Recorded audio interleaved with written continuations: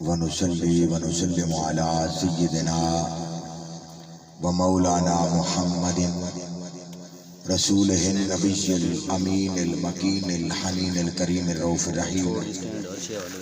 أما بعد فأعوذ بالله من الشيطان الرجيم. بسم الله الرحمن الرحيم. لا أقسم بهذا البلد وأنت حل بهذا البلد ووالد وما ولد. صدق الله مولانا العظيم. إن الله وملائكته يصلون على النبي يا أيها الذين آمنوا صلوا عليه وسلموا تسليما. اللهم صل على سيدنا ومولانا محمد وعلى آلہ وصحبہ وبارک وسلم. سامعین احتشام، معزز و محترم علماء کرام، مشائخ اعظام، مہمانان گرامی قدر، عمائدین و کارکنان تحریک منہاج القرآن، علاقہ بھر کے جملہ معززین، بزرگوں اور دوستوں، السلام علیکم ورحمۃ اللہ وبرکاتہ. اللہ رب العزت کا لاکھ لاکھ شکر ہے کہ جس نے ہمیں آج کے اس دور پرفتن میں بلا استحقاق دولت ایمان سے سرفراز فرمایا، اور اس دولت و نعمت ایمان کی حفاظت کے لیے رب کائنات نے اپنے ذکر پاک کے ساتھ اپنے محبوب پاک صاحب لولاق مکین گنبد خضرا میرے اور آپ کے آقا و مولا حضرت محمد مصطفیٰ علیہ التحیۃ والثناء وصلی اللہ تبارک و تعالی علیہ وآلہ وسلم کے ذکر کا اہتمام فرمایا. سبحان اللہ. میں شکریہ ادا کرتا ہوں محترم المقام عزت مآب حضرت علامہ طلعت زاہدی صاحب زاہدی برادران کہ جن کی وساطت سے مجھے آپ حضرات کی زیارت کا شرف مل رہا ہے. میں ثانیاً شکر گزار ہوں محترم حسنین بٹ صاحب کا کہ جو ان احباب کے ساتھ رابطے میں رہے، پرخلوص دعوت پر ہم حاضر ہوئے. معزز و محترم تحریکی ساتھی اور اکابر بزرگ محترم صغیر صاحب، محترم رؤوف صاحب تشریف فرما ہیں، محترم تیمور ملک صاحب گجرات سے، اسی طرح ملک بھر سے مختلف علاقوں سے تحریک منہاج القرآن کے دیرینہ تعلق کو قائم رکھتے ہوئے عزیزم راجہ حسیب کی شادی پر تمام احباب جمع ہیں. میں سب کا شکریہ بھی ادا کرتا ہوں. آپ نے ثناخوانی سماعت فرمائی. میں نے علامہ صاحب کا نام لیا آج، چونکہ انہوں نے طلعت زاہدی برادران کہا تو یہ گوشہ یہ تو نہیں بتائیں گے، میں بتا رہا ہوں. آپ کے علاقے کے چکوال کے معزز ثناخوان گزرے ہیں، محترم خالد حسنین خالد رحمۃ اللہ تعالی علیہ. وہ حضور شیخ الاسلام پروفیسر ڈاکٹر محمد طاہر القادری مدہ ذلہ العالی کے پسندیدہ ثناخوانوں میں سے تھے. آپ کو قدر نہیں ہوگی کیونکہ گھر کی کڑی ہلکی ہوتی. ہم سے پوچھیں، وہ ہمارے فیوریٹ، ہمارے پسندیدہ ثناخوانوں میں تھے. تو وہ ثناخوان تھے، ان کا یہ تعارف تھا، مگر وہ بھیرے شریف کے فاضل بھی. یہ گوشہ ان کے جنازے پہ اٹھا. بے شک آپ لوگ تو جانتے ہوں گے مگر پورے ملک میں ان کی پہچان ثناخوان رسول سے ہے. اسی طرح محترم طلعت زاہدی صاحب میرے کلاس فیلو بھی ہیں، فاضل منہاج یونیورسٹی، یہ مدرس بھی ہیں، درس و تدریس کا بھی ان کا شعبہ ہے.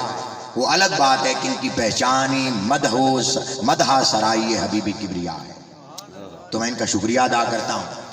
بس چند اختصار کے ساتھ اپنی حاضری جیسے مجھے حکم دیا اور دوستوں نے فرمائش کی جس موضوع پر بات کرنے کی، وہ عشق رسالت مآب صلی اللہ علیہ وآلہ وسلم جو ہماری محافل کا جوہر ہے. نقیب محفل کا شکریہ ادا کرتا ہوں جنہوں نے الفاظ کے ساتھ نوازا. یقیناً میں اس کا حقدار نہیں ہوں. اللہ رب العزت ان کے بھی سوز و لحن میں برکتیں عطا فرمائے. اللہ تبارک و تعالی جل مجدہ نے ارشاد فرمایا، سورۃ البلد کی 3 آیتیں میں نے پڑھی ہیں. چونکہ حضور کا میلاد کی مجلس ہے، میں اپریشیٹ کرتا ہوں، خراج تحسین پیش کرتا ہوں محترم عزیزم راجہ حسیب اور ان کی پوری فیملی کو مبارکباد دیتا ہوں کہ جنہوں نے آج کے اس دور پر فتن میں پاکیزہ مجلس سے اپنی شادی خانہ آبادی کا آغاز کیا۔ سبحان اللہ تبارک و تعالی ہمیں اسی طرح کی محافل کو سجانے کی توفیق عطا فرمائے۔ آمین۔ آپ کا ذوق انتہائی قابل تحسین ہے۔ کافی وقت بیت گیا لیکن آپ کے جذبے اور آپ کی آنکھوں کی چمک، آپ کے چہرے کی رعنائی، امید ہے کہ میری گفتگو آپ کی سمجھ میں آئے گی۔ اللہ تبارک و تعالی جل مجدہ فرماتا ہے لا اقسم بہذا البلد، میں قسم نہیں کھاتا اس شہر کی۔ بلد ملک کو بھی کہتے ہیں، ملک کو اور شہر کو بھی کہتے ہیں۔ مدینہ بھی شہر کو کہتے ہیں، بلد بھی شہر کو کہتے ہیں۔ اللہ پاک نے فرمایا لا اقسم بہذا البلد، میں اس شہر البلد، ایک ہوتا ہے عام نام، ایک ہوتا ہے خاص نام۔ میں کہوں لڑکا تو آپ سمجھیں گے نہیں آپ کس کو مخاطب ہیں۔ میں کہوں گا تیمور ملک صاحب تو فوراً ایک ہی شخصیت مراد ہوگی، بس مثال دیا سمجھانے کے لیے۔ ایک ہوتا ہے خام نام، ایک ہوتا ہے خاص نام۔ تو اللہ پاک نے فرمایا لا اقسم، شہر تو سارے میرے ہیں، سبحان اللہ، میں نے بنائے ہیں۔ چکوال بھی میں نے بنایا ہے، اسلام آباد بھی میں نے بنایا ہے، یہ دھرتی بھی میری، یہ کریے بھی میرے، یہ بستیاں بھی میری، یہ شہر بھی میرے، لیکن ہر شہر کی میں قسم نہیں کھاتا۔ جو ہے آپ کی، میں ہر شہر کی قسم نہیں کھاتا۔ تو مولا کس شہر کی قسم کھاتا ہے؟ وہ کہتا ہے بلد نہیں کہتا، البلد، البلد، لا اقسم بہذا البلد، اس شہر کی قسم۔ مولا کون سا شہر؟ فرمایا شہر، اس شہر کی قسم کھا رہا ہوں جس شہر کو مکہ، سبحان اللہ، مکہ کی قسم کھا رہا ہوں۔ وَأَنْتَ حِلٌّ بِهَذَا الْبَلَدِ، یہاں وہ حالیہ ہے اس لیے کہ میرا محبوب تو اس شہر میں رہتا ہے۔ وَأَنْتَ حِلٌّ بِهَذَا الْبَلَدِ، اب یہاں پہ لا اقسم کی 3 تفاسیر وقت کے دامن میں رہتے ہوئے عرض کروں گا۔ پہلی تفسیر، اگر لا کو زائدہ مانے، اس کا معنی یہ ہے کہ اللہ پاک فرماتا ہے قسمیں کھانے کی ضرورت تمہیں ہے، میں قسموں کی ضرورت، مجھے قسمیں کھانے کی ضرورت نہیں، کیونکہ قسمیں وہی کھاتا ہے جس کے بیان میں جھول ہوتا ہے، کمی ہوتی ہے، کمزوری ہوتی ہے، وہ قسم کھاتا ہے۔ رب بیان میں کمزوری سے پاک، جھول میں پاک، جھول سے پاک، نقص سے پاک، ہر کمزوری سے پاک۔ تو وہ فرماتا ہے مجھے قسمیں کھانے کی ضرورت نہیں۔ وَلَٰكِنْ أُقْسِمُ بِهَٰذَا الْبَلَدِ، لیکن میں اس شہر اما کی، اس شہر خوبا کی، اس شہر جانا کی قسم اس لیے کھاتا ہوں محبوب، اس لیے کھاتا ہوں کہ تیرا ڈیرا اس شہر میں، تیرا بسیرا اس شہر میں ہے۔ یہ ہے پہلی تفسیر۔ اگر لا کو زائدہ مانے تو قسمیں کھانے سے پاک ذات ہو کر، حضرت سہل بن عبداللہ تستری رضی اللہ تعالیٰ بیان کرتے ہیں، حضرت امام اسحاق راہوی، حضرت علامہ امام ابن مردوی روایت کرتے ہیں حضرت عبداللہ ابن عباس سے، اللہ رب العزت نے حضرت آدم علیہ السلام سے لے کر حضرت عیسیٰ علیہ السلام تک تورات اٹھا کے دیکھیں، زبور اٹھا کے دیکھیں، انجیل اٹھا کے دیکھیں، خود قرآن اٹھا کے دیکھیں، رب کائنات نے کہیں بھی کسی نبی کی قسم نہیں اٹھائی، کسی بھی نبی کی قسم نہیں اٹھائی، مگر باری آئی حضرت آمنہ کے لال کی، جب باری آئی حسنین کریمین علیہ السلام کے نانا کی، جب باری آئی حضرت خاتون جنت فاطمہ الزہرا سلام اللہ تعالی علیہ کے بابا کی، تو رب کائنات کہیں حضور کے چہرے کی قسم کھاتا ہے، کہیں حضور کی زلفوں کی قسم کھاتا ہے، کہیں فرماتا لعمرو کا سونے آمے کو تیری حیاتی کی قسم، لعمرو کا تیرے عمر مبارک کی قسم، کہیں فرماتا ہے والعصر محبوب تیرے وقت عصر کی قسم، قسم کھاتا ہے، قسم کھاتا ہے۔ تو فرمایا کہ مجھے قسم کھانے کی ضرورت نہیں، میں قسم نہیں کھاتا، کیوں کھاتا ہوں؟ اس لیے کہ تیرا ڈیرا اس شہر میں۔ لا کو نافیہ مانے، دوسری تفسیر لا کو نافیہ مانے، اس کا معنی یہ ہے اے میرے حبیب اگر تو تیرا تولد، تیرا میلاد، تیری پیدائش حضرت آمنہ کے بطن سے اگر مکہ پاک میں نہ ہوتی میں رب اس شہر کی قسمیں نہ کھاتا۔ لا کو نافیہ مانے یعنی اس کا معنی یہ ہے ہرگز میں اس شہر کی قسم نہیں کھاتا، ہرگز قسم نہیں کھاتا۔ کیوں کھاتا ہوں؟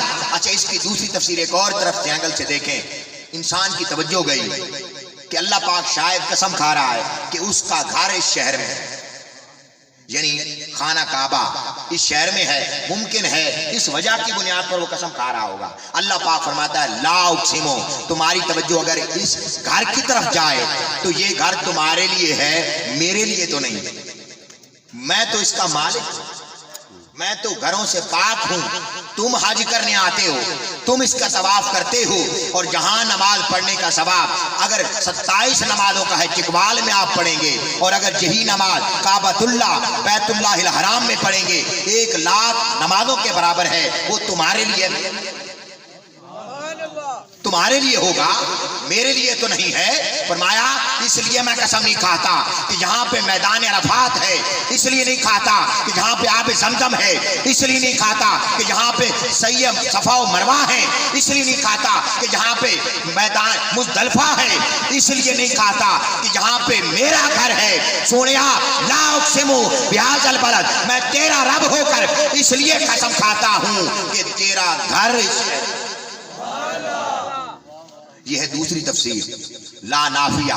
اگر لا نافیہ مانے اور واو کو حالیہ مانے، وَأَنْتَ حِلٌّ جہاں واو حالیہ ہے، اللہ پاک فرماتا ہے محبوب ہم ہر وقت ہرگز مکے کی قسمیں نہیں کھائیں گے۔ واو کو اگر حالیہ مانے، اس کی تفسیر حضرت امام سیوطی فرماتے ہیں یوں بنتی ہے کہ رب کائنات فرماتا ہے تو جس جگہ رہے گا ہم اس جگہ کی قسمیں کھائیں گے، تو مکے میں رہے گا تو ہم مکہ کی قسمیں کھائیں گے، اور سونیا تو ہجرت کر کے مدینے جائے گا تو ہم مدینے کی قسمیں کھائیں گے۔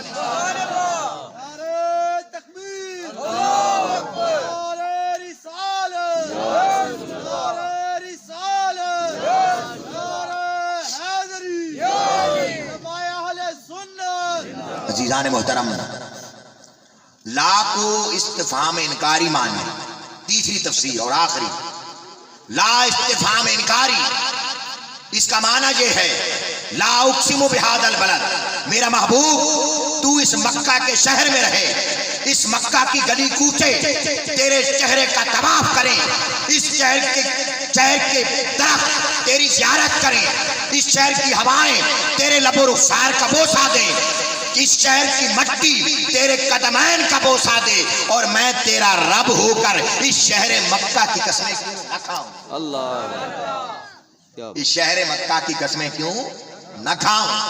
باری تعالیٰ تو قسمیں کیوں کھاتا ہے؟ فرمایا اس لیے کھاتا ہوں کہ یہ میرا شہر بھی ہے اور سونا تیرا شہر بھی ہے۔ وَوَالِدٍ وَمَا وَلَدَ، اور اس والد کی قسم اور اس بیٹے کی قسم۔ والدین، یہ والد کا لفظ، والد خدا کی عزت کی قسم، اتنا خوش نصیب ہے۔ باپ ہو حضرت آدم، بیٹا ہو حضرت شیش، باپ ہو حضرت نوح، اور اسی طرح باپ ہو حضرت ابراہیم، بیٹا ہو حضرت اسماعیل، باپ ہو عبداللہ حضرت عبداللہ، بیٹا ہو محمد رسول اللہ۔ اتنا خوش نصیب باپ ہے کہ رب کائنات قرآن کی نص سے کہتی ہے رب باپ کی قسم کھا رہا ہے، باپ کی قسم کھا رہا ہے اور بیٹے کی بھی قسم کھا رہا ہے۔ حضرت امام سیوطی اسی طرح لکھتے ہیں، جملہ تفاسیر میں قاضی ثناء اللہ پانی پتی تفسیر مدری میں لکھتے ہیں کہ اگر باپ سے مراد حضرت آدم علیہ السلام لیا جائے تو بیٹا حضرت شیش علیہ السلام، اور اگر باپ سے مراد حضرت ابراہیم علیہ السلام لیا جائے تو بیٹا حضرت اسماعیل علیہ السلام، باپ سے مراد حضرت سیدنا عبداللہ لیا جائے رضی اللہ تعالیٰ علیہ السلام تو بیٹا سیدنا محمد رسول اللہ۔ تو اللہ پاک باپ کی بھی قسم کھا رہا ہے اور بیٹے کی بھی قسم کھا رہا ہے۔ عزیزان محترم، جہاں ایک فکری مغالطہ دور کر لیں، ہم حضور علیہ السلام کے میلاد کو مانتے ہیں، اس لیے حضور کے میلاد کو مناتے ہیں۔ بے شک حضور کی ولادت کو کہتے ہیں، میلاد کس کو کہتے ہیں؟ حضور کا پیدا ہونا، حضور کا قدم رنجائے دنیا ہونا، رونق کے بد میں جہاں ہونا۔ دوستو حضور بھی پیدا ہوئے، ہمارے بچے بھی پیدا ہوئے، ہم بھی پیدا ہوئے، ہمارے باپ دادا بھی پیدا ہوئے۔ ہم حضور کا میلاد کیوں مناتے ہیں؟ حضرت آمنہ کہتی ہیں کہ میں حضور کے تولد سے باردار ہوئی تو مجھے بوجھ محسوس نہ ہو، اس لیے ہم حضور کا میلاد مناتے ہیں۔ حضرت آمنہ فرماتی ہیں ولد النبی صلی اللہ علیہ وسلم مختوناً، اور بچے پیدا ہوتے ہیں ان کا خطرہ بھی کرنا پڑتا ہے، ان کی بال بھی کاٹنے پڑتے ہیں، ان کی ناپ بھی کاٹنی پڑتی ہے، ان کو غسل بھی دینا پڑتا ہے۔ محمد مصطفیٰ کی ولادت باسعادت 12 ربیع الاول کو مکہ کے شہر میں ان حالات میں ہوئی کہ حضور کا ختنہ ہوا، حضور کی زلفیں دھلی ہوئی، زلفیں کٹی ہوئی، دھلی ہوئی، حضور کی ناک مبارک کٹی ہوئی، ناپ بریدہ شدہ، حضور پیدا ہوئے، اس لیے ہم حضور کا میلاد مناتے ہیں۔ حضرت آمنہ کے اداعت لہو قصور الشام و عناق الابل ببصرہ، جب حضور پیدا ہوئے، امام حلبی سیرہ حلبیہ جب حضور پیدا ہوئے کہ میرے بدن سے نور نکلا، میرے بدن سے نور نکلا۔ میں نے مکہ میں بیٹھی تھی، بنو ہاشم کی گھاٹ محلہ تھا، بنی ہاشم کا محلہ تھا، وہاں میں بیٹھی میں مکہ میں تھی۔ حضور کا نور کی شعاعیں اتنی تھی کہ میں نے اپنی آنکھوں کے شام کے محلات بھی دیکھ لیے، اور ادھر سے بصرہ میں اونٹوں کے کجاوے بھی دیکھ لیے اور اونٹوں کی گردنیں بھی دیکھ لی۔ یہ بیان ہے حضرت آمنہ کا۔ ہم اس لیے حضور کا میلاد مناتے ہیں۔ ووالد وما ولد، سورہ شورا، آقا دو عالم علیہ الصلوۃ والسلام کی بابت رب کائنات نے فرمایا وَتَقَلُّبَكَ فِي السَّاجِدِينَ، حضور فرماتے ہیں میرا نور اسلاب الطاہرین سے لے کر ارحام الطاہرات تک، یعنی پاکیزہ صلبوں سے ہوتا ہوا پاکیزہ رحموں میں، میرا نور اللہ تبارک و تعالیٰ نے جب انسانیت کو تخلیق فرمایا تو اللہ تبارک و تعالیٰ نے میرے نور کو بہترین حصے میں رکھا، جب قبیلے بنائے بہترین قبیلے میں رکھا، جب گھر بنائے بہترین گھر میں رکھا۔ میں حسب میں بھی اعلیٰ ہوں، نسب میں بھی اعلیٰ ہوں۔ اللہ پاک نے حضرت جابر بن عبداللہ سے روایت، حضرت امام عبد الرزاق جو حضرت امام بخاری کے بھی شیخ ہیں، اللہ تبارک و تعالیٰ نے حضور کے نور کو اس وقت پیدا فرمایا جب وقت بھی نہ تھا، جب مکاں بھی نہ تھے، مکی بھی نہ تھے، تو کسی نے کیا خوب کہا کہ نہ دریا کی موجوں میں ہوتی روانی، نہ ہوتا سمندر، نہ بہتا یہ پانی، نہ سورج کی کرنیں چمکتی جہاں پر، برستے نہ جلوے زمین و زماں پر، نہ جمتی ستاروں کی بزم آسماں پر، خلیل و کلیم و صفی بھی نہ ہوتے، ولی بھی نہ ہوتے، نبی بھی نہ ہوتے، فضا میں صدا لن ترانی نہ ہوتی، جہاں میں وفا کی کہانی نہ ہوتی، محبت نہ ہوتی، عداوت نہ ہوتی، مصیبت نہ ہوتی، جراحت نہ ہوتی، نہ قرآن آتا، نہ توحید ہوتی، نہ بخشش کی امید ہوتی، نہ صحرا، نہ دیوانگی کے طریقے، نہ مسجد کے روشن گلی کے، نہ عرش کرسی، نہ چاند تارے، نہ جنت، نہ دوزخ، نہ دریا، نہ دارے، جہاں میں کسی شے کا سایہ نہ ہوتا جو حق نے بنایا۔ کیا بات، ماشاءاللہ۔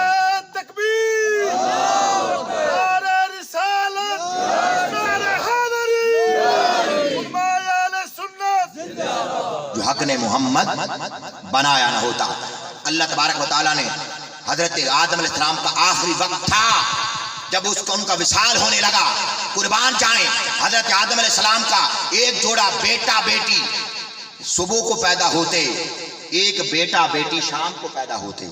صبح کے بیٹا بیٹی، بیٹے کا نکاح شام کی بیٹی سے ہوتا، شام کے بیٹے کا نکاح صبح کی بیٹی سے ہوتا۔ یہ نسل انسانی کو چونکہ چلانا تھا، نکاح کے ذریعے ان کا تسلسل جوڑنا تھا۔ عزیزان محترم، تھوڑی سی اس سے پہلے کی بات کرتا ہوں۔ حضرت علامہ اسماعیل حقی رحمۃ اللہ علیہ بیان کرتے تفسیر روح البیان میں کہ حضرت آدم علیہ السلام جب حضرت حوا کے قریب ہوئے زوجیت کے لیے، تو اللہ پاک نے ارشاد فرمایا اے آدم، اس وقت تک حوا تم پر حرام ہے جب تک کہ حق کے مہر دے نہیں، حق کے مہر ادا نہیں کرتے۔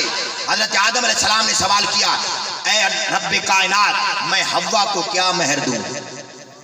आक़ा दो आलम अलैहिस्सलाम फरमाते हैं हजरत आदम अलैहिस्सलाम को अल्लाह पाक ने वही फरमाई, ऐ आदम मेरे मुस्तफ़ा पर 20 मरतबा दुरूद व सलाम पढ़ लो, यही हक के महर। ये हदीस आपने सुनी होगी। मैं थोड़ी सी इससे अगली बात करना चाहता हूँ, बड़ी तवज्जो से। मिनाजुल कुरान के साथ ही बैठे हैं, ज़ौक़ और आपके ज़ौक़ की समातों की नजर कर रहा हूँ।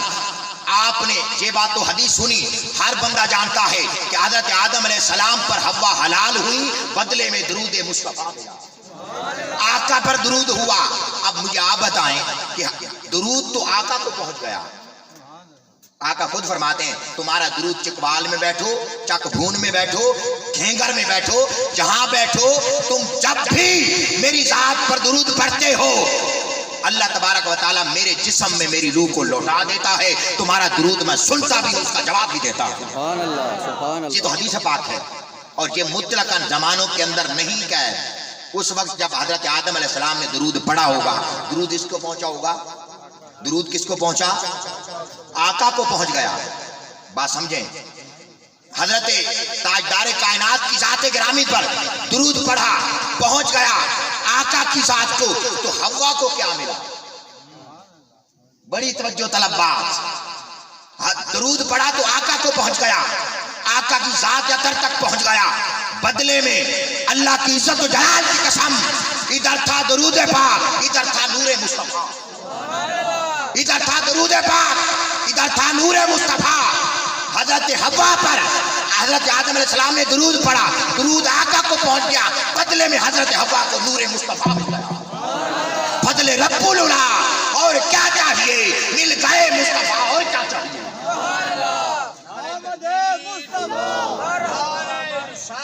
या जिंदाबाद। दीदान मुकर्रम हजरत अमीन हुमी हजरत हव्वा नूरे मुस्तफा की ये सिलसिला चलता रहा। आका फरमाते हैं मेरे नूर को सुल्बाबाद सुल्बिन, नस्लबाद नस्लिन, करनाबाद करनिन, ना शिरक की आलूदगी ने छुआ, ना जिना की नजासत ने छुआ। मेरा नूर हमेशा निकाह के जरिए मुंतकिल होता चला आया। हजरत आदम अलैहिस्सलाम का जब आखिरी वक्त था, अच्छा यहाँ पे एक और जिमनन बात अर्ज कर दूं, जोड़े पैदा होते हजरत आदम के, मगर कुर्बान जाएं नूरे मुस्तफ़ा के लिए जिस बर्तन का इंतखाब किया, वो बर्तन हजरत शीस अलैहिस्सलाम का था। हजरत शीस अलैहिस्सलाम अकेले पैदा हुए। बोलिए क्या? हजरत शीस अलैहिस्सलाम अकेले पैदा हुए। नूरे मुस्तफ़ा मुनफरद रहा, अकेले पैदा हुए। हजरत आदम अलैहिस्सलाम का आखिरी वक्त आया, हजरत शीस अलैहिस्सलाम को बुलाया और बेटों को बुलाया। हजरत शीस अलैहिस्सलाम को खुसूसन ताकीद फरमाई, बेटा शीस पाकीज़ा औरतों से निकाह करना। क्या आज हम बच्चे का निकाह, बड़ी थोड़ी तरबियती गुफ्तगू भी कर दूं, साथ साथ चलती रहे, हम उस जगह निकाह करते हैं जहां पैसा हो, दौलत हो, या हसब हो, उच्च खानदान की हो, या पढ़ी लिखी हो। यही हमारे मयारात हैं। आओ एक हमारा मयार कि अभी हम बेटी तलाश करते हैं, कहते हैं ऊंचे खानदान की हो, पढ़ी लिखी हो, पैसे वाली हो। आका दो आलम अलैहिस्सलाम ने फरमाया ये सारी चीजें दुरुस्त, बोलिए ये सारी चीजें दुरुस्त, मालिहा वालिहा साबिहा। लेकिन आका दो आलम अलैहिस्सलाम ने फरमाया ऐसी बेटे के लिए ऐसी बेटी का इंतखाब करो जो तकवा शार हो, जो तकवा वाली हो। चूंकि माँ बच्चे के लिए दरसगाह हो, तो बच्चों के लिए ऐसी माओं का इंतखाब किया जाए जो तरबियत याफ्ता हो। तो ये ज़िम्नन बात आगे मैंने अर्ज कर दी। तो हजरत आदम अलैहिस्सलाम ने फरमाया बेटे शीस अलैहिस्सलाम ने अर्ज की बारी, अब्बा जान ये आप मुझे इतना एहतमाम क्यों करवा रहे हैं कि मैं पाकीज़ा औरतों से क्यों निकाह करूं? हजरत आदम अलैहिस्सलाम ने फरमाया तेरी पेशानी में नूरे मुस्तफ़ा चमकता है, तेरी पेशानी में नूरे मुस्तफ़ा चमकता है। दोस्तों अब मैं आपको हजरत आदम से लेकर हजरत अब्दुल्ला तक हुजूर का शजरा सुनाता हूँ, और हजरत हव्वा से लेकर हजरत आमिना तक हुजूर का शजरा सुनाता हूँ। आपके ज़ौक़ को देखना चाहूँगा। अज़ीज़ान मोहतरम, ये वो पाकीज़ा हस्तियाँ थीं जिनके बर्तन नूरे मुस्तफ़ा के अमी बने। اب دو فکری مغالطے بھی دور کر دوں، اور الحمدللہ یہ منہاج القرآن کا فیض ہے، قاضی یاد کیا شفا سے لے کر حضور شیخ الاسلام کی کتاب سیرت رسول جو 13 جلدوں میں ہے، سارا نچوڑ عرض کر رہا ہوں۔ حضرت ابراہیم علیہ السلام کے والد گرامی کو اکثر لوگ جو غلطی کھا جاتے ہیں، بھٹک جاتے ہیں، کہتے ہیں آذر باپ تھا، یہ دور کر لیں۔ اب وقت ہوتا تو میں دلائل عرض کرتا، لیکن میں چلتے چلتے یہ بات سناتا جاؤں۔ حضرت ابراہیم علیہ السلام کے والد گرامی آذر نہیں تھے، تعارف، حضرت تعارف تھے۔ اور یہ بات بھی کہی جاتی ہے کہ دیکھیں جی حضور صلی اللہ علیہ وسلم کے والدین کا کلمہ ثابت نہیں۔ ارے عقل کے اندھوں کو الٹا نظر آتا ہے، مجنوں نظر آتی ہے، لیلا نظر آتا ہے۔ سوچنے کی بات ہے کہ جن برتنوں کا انتخاب مصطفیٰ کے لیے ہوا ہو، توجہ ہے آپ کی؟ حضرت آمنہ نام دیکھیں، آمنہ امن والی، ایمان والی، امین، عبداللہ اللہ کا بندہ، یہ مصطفیٰ کے کریم علیہ السلام کے والدین ہیں۔ تو یہ درست کر لیں کہ حضور علیہ السلام کے والدین آقا کی نبوت کو مانتے تھے۔ حضرت آمنہ کی نعتیں بھی حضور کے لیے، 6 سال کی عمر میں جب حضور السلام تھے تو حضرت آمنہ کا وصال ہوا مقام ابوا پر۔ وہ مورخین نے اور متقدمین و متاخرین نے وہ نعتوں کے اشعار لکھے ہیں جہاں حضرت آمنہ حضور کی نبوت پر ایمان لاتی ہے۔ اب ذرا وہ شجرہ سن لیں، اور یہ شجرہ حضور علیہ السلام، امتی اگر حضور سے شجرہ پوچھتا، ہمیں تو دادا سے آگے شجرہ نہیں آتا ہوتا، حضور علیہ السلام اپنا شجرہ پورا حضرت آدم علیہ السلام سے لے کر حضرت عبداللہ تک ایک سانس میں سنا دیتے تھے، ایک سانس میں سناتے۔ حضرت آدم علیہ السلام نور مصطفیٰ کے امی بنے۔ حضرت آدم کے بیٹے حضرت شیس، حضرت شیس کے بیٹے حضرت انوس، حضرت انوس کے بیٹے حضرت کیسان، حضرت کیسان کے بیٹے حضرت میلائیل، حضرت میلائیل کے بیٹے حضرت جرود، حضرت جرود کے بیٹے حضرت حنوک، حضرت حنوک کے بیٹے حضرت متوسلہ، حضرت متوسلہ کے بیٹے حضرت لامک، حضرت لامک کے بیٹے حضرت نوح علیہ السلام، حضرت نوح علیہ السلام کے بیٹے حضرت سام، حضرت سام کے بیٹے حضرت عرفہ خشش، حضرت عرفہ خشش کے بیٹے حضرت شامک، حضرت شامک کے بیٹے حضرت عبر، حضرت عبر کے بیٹے حضرت فخان، حضرت فخان کے بیٹے حضرت سرود، حضرت سرود کے بیٹے حضرت نخور، حضرت نخور کے بیٹے حضرت تارق، اور حضرت تارق کے بیٹے حضرت ابراہیم علیہ السلام۔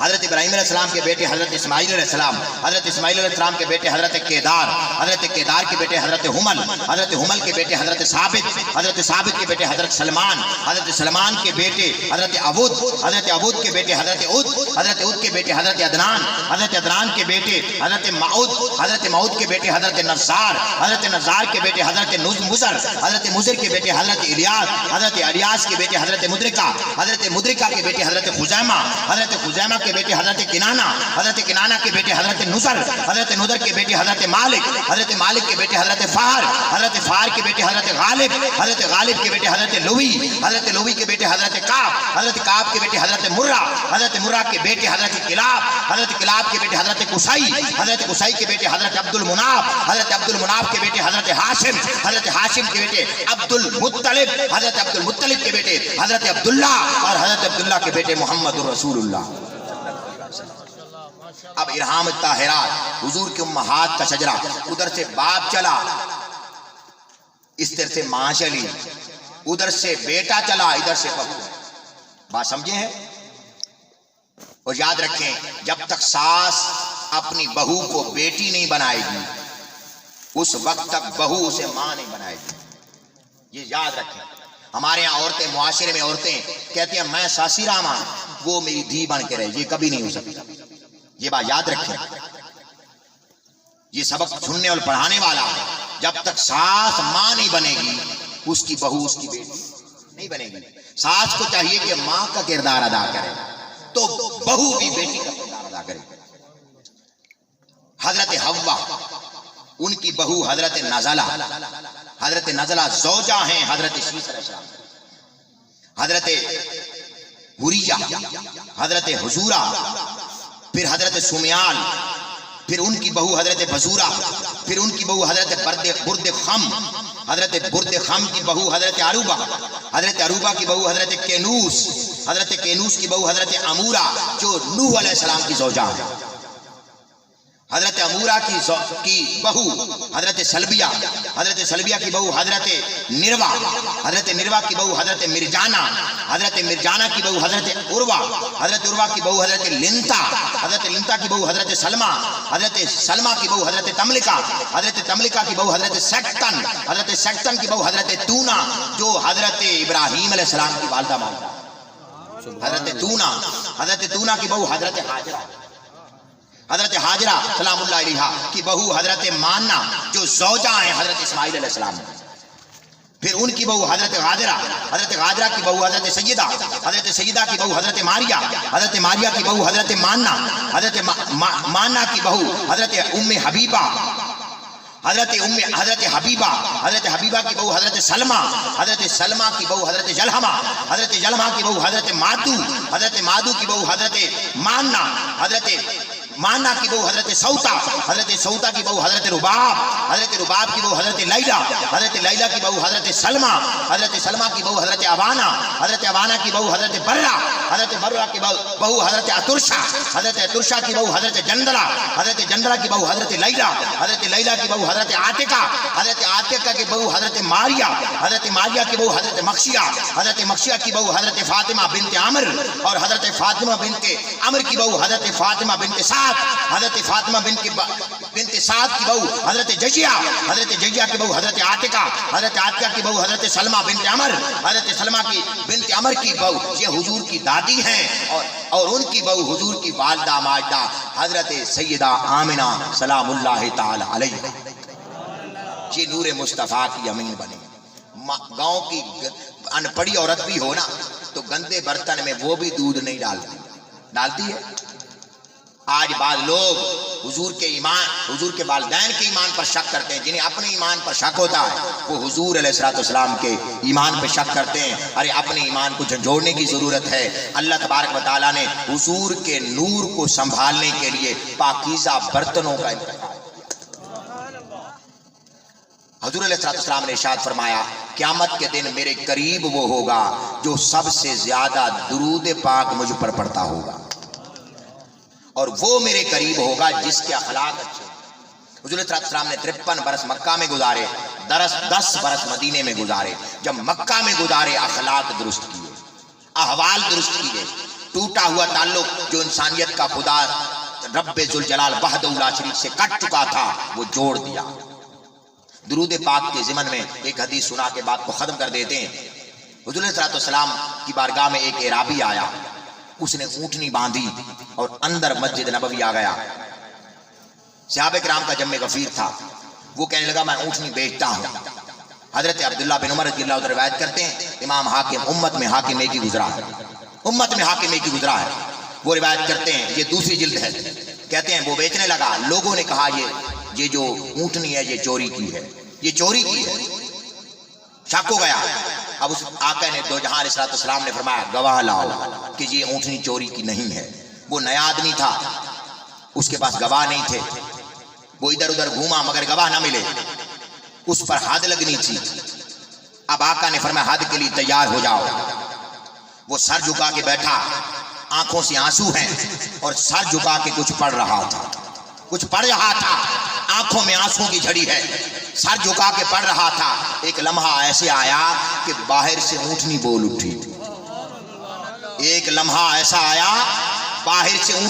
اٹھی، یا رسول اللہ صلی اللہ علیہ وسلم میں اس رب پر ایمان لاتی ہوں جس کے علاوہ کوئی معبود نہیں، میں اس رب کی عبادت کرتی ہوں، میں اس کی مخلوق ہوں، اس نے مجھے تخلیق فرمایا ہے، یا رسول اللہ صلی اللہ علیہ وسلم یہ میرا مالک ہے، میں چوری کی نہیں ہوں، یہ اس کے علاوہ کوئی میرا مالک نہیں۔ وہ بری ذمہ ہو گیا۔